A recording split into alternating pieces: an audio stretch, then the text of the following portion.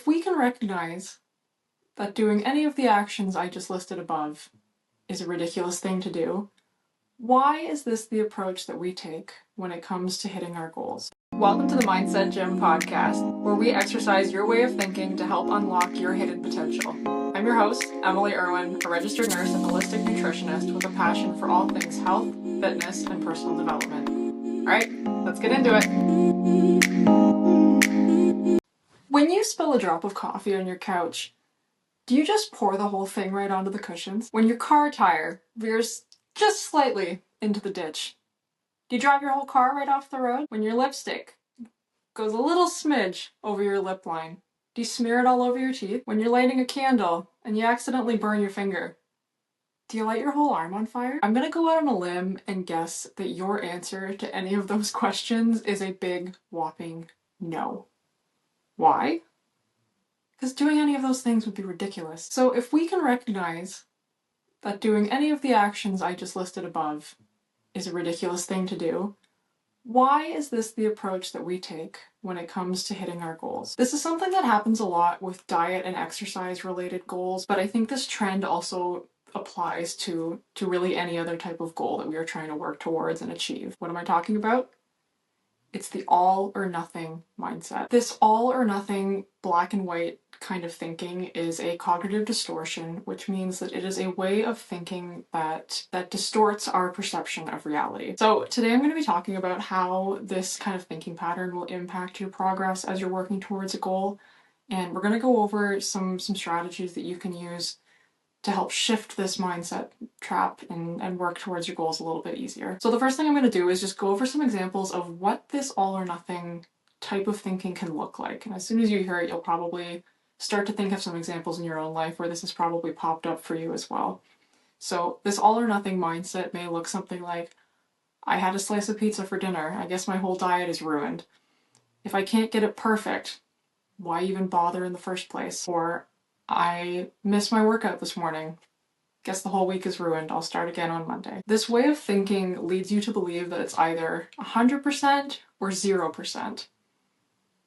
If you can't do everything perfectly right, there's no point in even trying. This way of thinking can be a really big driver in having us quit and throw in the towel on goals that we have made, because if you make one small mistake or you have one small setback along the way, this all or nothing thinking will amplify the negativity of that and will get you stuck in this kind of shame spiral about what you've done. This amplified focus on the negative and denial of any progress that you have made can lead to a feeling of hopelessness and has actually been shown to increase the incidence of depression. It's also, as I mentioned, a huge roadblock in us actually accomplishing our goals, because when our mindset is perfection or hopelessness, it doesn't leave a lot of room for that middle ground. So the minute that we are not hitting our goal 100%, doing all of the things that we wanted to do, it becomes so uncomfortable to deal with the shame and the negativity that we begin to ruminate in that it's just way easier for us to throw in the towel and quit. So I'm going to give you an example of how I have struggled with this all or nothing mindset. So years ago, I struggled quite a bit with an eating disorder. I was extremely restrictive with what I would allow myself to eat. And if I ate even one thing outside of this really restrictive box that I kind of had in my mind for myself, it was like a switch flipped, and it was, okay, well, why bother trying to keep up with what I'm trying to do for the rest of the day? Let's just throw in the towel. And this would lead to a binge eating episode, which would be followed by me throwing up everything that I had eaten because I wasn't able to deal with this kind of guilt and shame around what I had done. I was being so rigid with my rules and trying to be perfect that there was really no room for a middle ground. So there wasn't any room for compassion and for me to be human and for me to just kind of alter this plan as I needed to. It was stick to it or you are a failure, and that is all. And so it led to this really destructive cycle of behaviors that I would do to try and, keep up with this perfectionist ideal and then deal with the guilt of feeling like a failure. And it would just kind of keep repeating itself like that. So I'll dive a little bit more into this topic maybe later on down the line in another episode.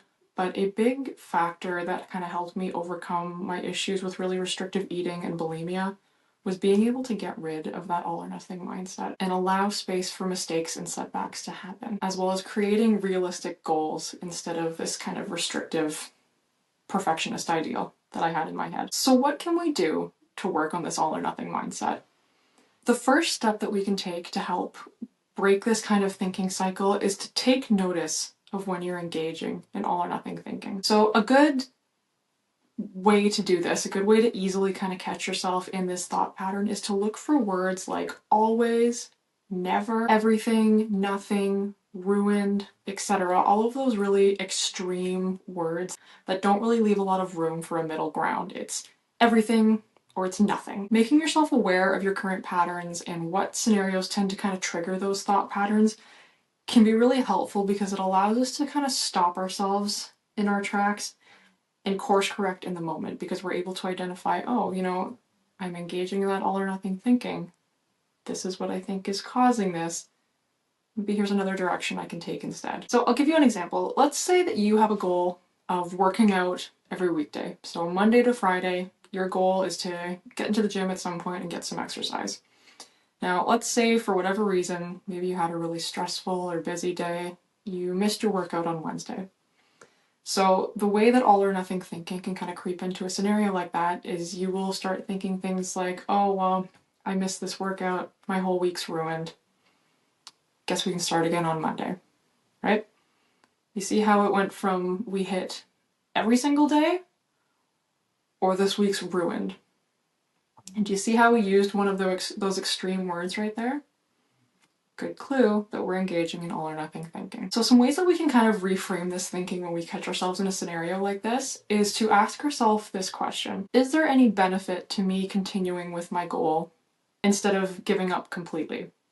So for the example I just gave, is there any benefit to me continuing to show up for my workouts on Thursday and Friday as opposed to me quitting and starting again on Monday? Oftentimes you will find the answer to that question is yes. There is benefit to you continuing to show up and do the things that you were planning on doing despite this setback along the way. And asking yourself that question and being aware of the benefits of you continuing to show up instead of just throwing in the towel can help to kind of foster encouragement for you to move forward instead of you just automatically quitting because you slipped up on one thing that you were planning to do. Having self-awareness over our thoughts and how they dictate our actions day to day puts the power back in our hands. So the next thing we can do to help combat all or nothing thinking is to take those all or nothing thoughts and reframe them in a way that is more descriptive of how you are feeling instead of shaming and blaming kind of language. So I'll give you an example of this. Let's say you are someone who is struggling to get the job that you want. Maybe you're unemployed. Maybe you're just trying to go after a specific job and you're having a lot of trouble with it. You may find yourself saying things like, I'm a failure, I'm never going to get the job that I want. So instead of using that kind of all or nothing, I don't get this job so I'm a failure kind of language, reframe it to include how you're feeling. So maybe it could be something along the lines of, I'm feeling anxious about the state of my career.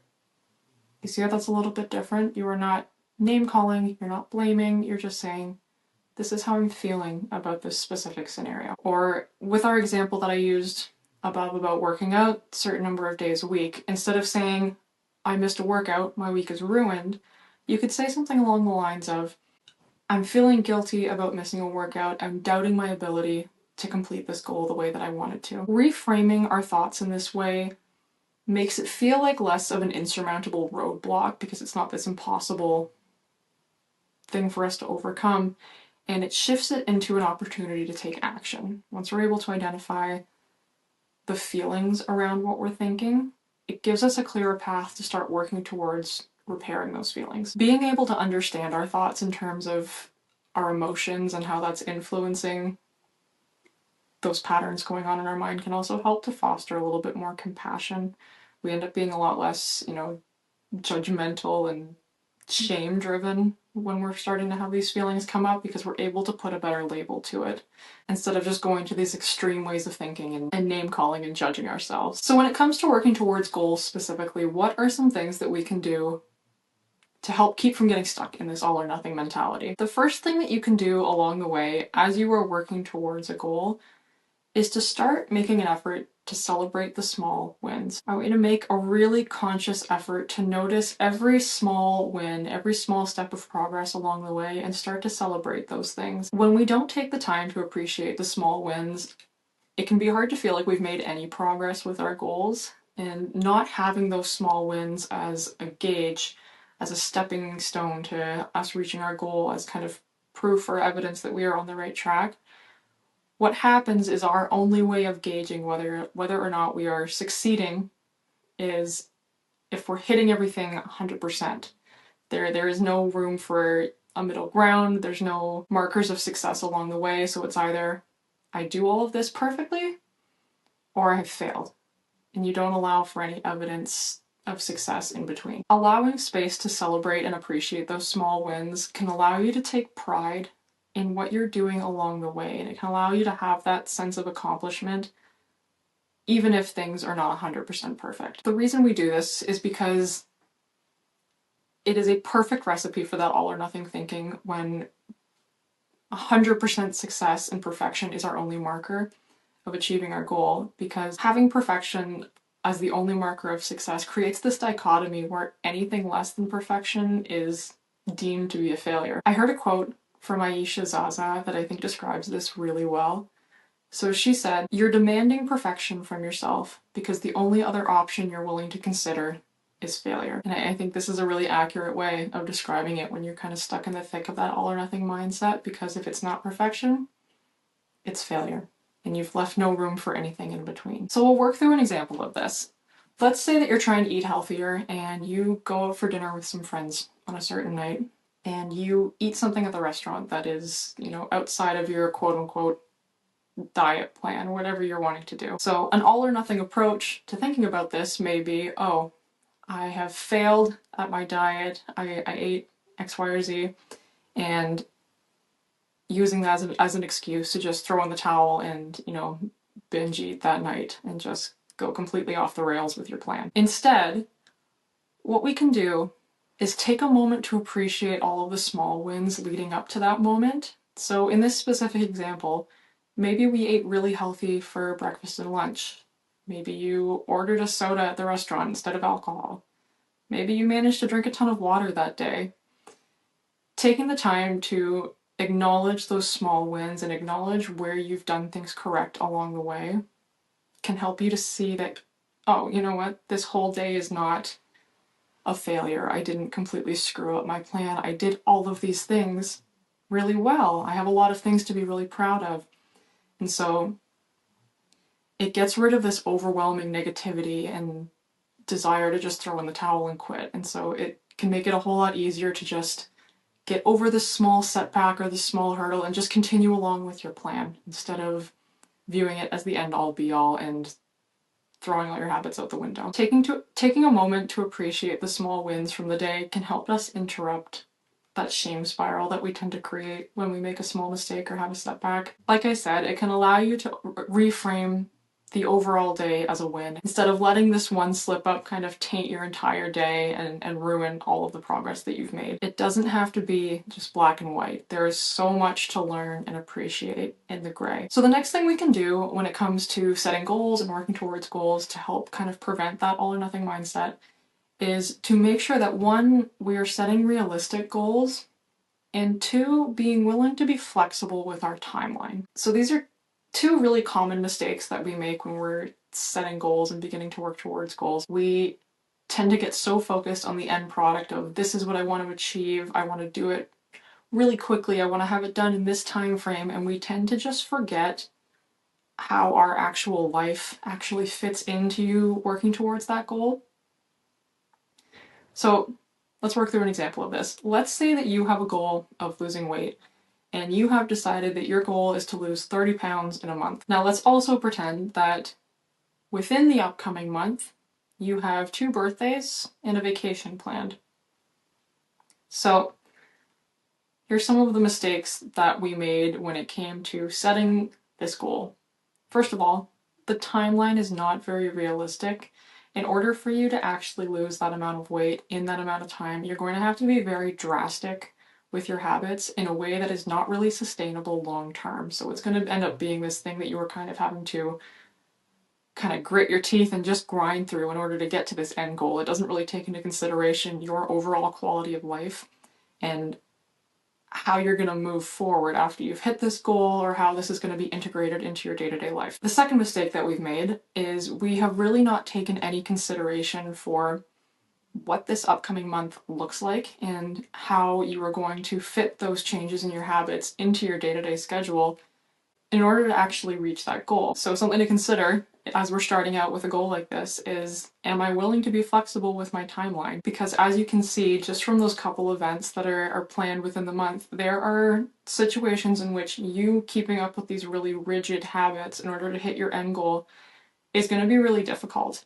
And you may decide to, maybe indulge a little bit more than you normally do, or eat off of this really strict plan that you've created for yourself in order to actually just enjoy the moment and be present, which is wonderful. But are you willing to be flexible with your timeline because of that? Or are you going to take those moments of maybe overindulgence as a sign of failure and just throw in the towel completely afterwards? So ways that we can help remedy this is when we are starting off creating a habit, I want you to go through and ask yourself some of these questions. So when you first set your goal, first question to ask, is it realistic? And what are my daily habits going to look like in order for me to actually reach this goal? After you've identified those things, I want you to next ask yourself, what is my plan if I face a setback along the way?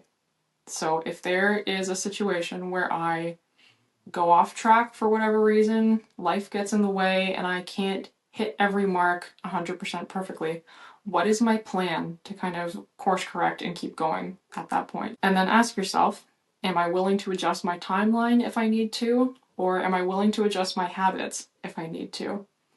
Being mindful of these things right out of the gate puts them in our mind and gets us thinking about how we are going to adjust our plan, how we're going to work our habits around our real life so that it is much easier for you to continuously work towards this goal and easier for you to sustain these habits over the longer term. Having these things in mind ahead of time keeps us from being kind of thrown by it when it happens. So if we have no plan for any sort of setback or any sort of mistake, and we are just thinking, I'm going to hit this, 100%, I'm going to do all the things that I said I'm going to do, with no room for mistakes, the minute you hit a setback, there's no plan. You have nowhere to go from there. You don't know what to make of it. You don't know how to adjust to keep going after it. And having that kind of empty space that you haven't planned a resolution allows for that all or nothing mindset to kind of slink back in and ruin your progress. So being able to kind of cultivate this flexible mindset around your habits, it will keep you from seeing a setback as a failure because it's something that you have prepared for right out of the gate. So when you do inevitably encounter a setback, because let's face it, humans are not perfect. Life happens. Shit gets hard sometimes. Sometimes keeping up with your habits is not an easy thing to do. So if you're prepared, when you hit a setback, instead of seeing it as an indication that you were a failure, you will see it as a chance to pivot. All right? So that's what I've got for you this week. Those are some kind of easily tangible tips that you can use when you're planning and implementing habits in order to help prevent this all or nothing mindset from creeping in and help prevent you from just throwing in the towel if you face a setback along the way. So my task for you this week is embrace the gray, okay? It does not need to be all black and white. And I would love to know if there are all or nothing thoughts that you commonly struggle with, share them in the comments. Or share them on Instagram and tag me at MindsetGymPod, because I would love to know some common ways that you are struggling with this mindset, because I think it's a lot more common than we might think. And if you're still here, thank you so much for tuning in, and I'll see you in the next episode. If you like the show, don't forget to like, subscribe, leave a review, or share the show with a friend. Your support allows this show to reach even more amazing people just like you, and it means the absolute world to me. Thanks again for tuning in, and I'll catch you next time at the Mindset Gym.